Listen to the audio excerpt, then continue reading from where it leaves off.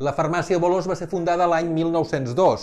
Des que va ser fundada sempre ha estat situada al mateix indret i ha estat dirigida per la mateixa nissaga de farmacèutics, els Bolòs. La farmàcia Bolòs és un dels millors exemples i millor conservats de l'estil arquitectònic i decoratiu modernista aplicat al món del comerç. La farmàcia Bolòs està situada a Barcelona, al xamfrà de la Rambla de Catalunya i del carrer València, a mig camí entre els dos grans eixos viaris de Barcelona, la Gran Via i la Diagonal. Quan la farmàcia Bolòs va ser fundada, la Rambla de Catalunya estava completant el procés de construcció i ocupació de l'espai.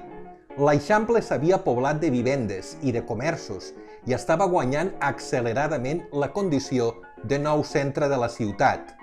El Passeig de Gràcia, la plaça Universitat i la Rambla de Catalunya es van omplir de botigues de queviures, llavors anomenades colmados, de tèxtils en general, de modernes cafeteries i salons de té i de farmàcies.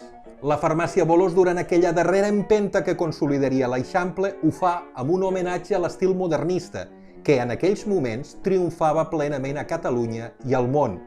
La seva façana, que s'ha conservat tal i com era en un inici, és una al·legoria a la natura a través dels elements vegetals que tanta importància tenen en el modernisme. I la resta és una explosió de modernisme. Els vitralls, situats a la porta i als aparadors, el rètol i les lleixes, els taulells i els petits detalls de l'interior, sobretot les làmpades, són inequívocament d'estil modernista i pertanyen a l'època fundacional de la botiga. O el pont, nítidament modernista, que actualment diferencia dos espais de venda i que en origen separava la botiga i l'obrador.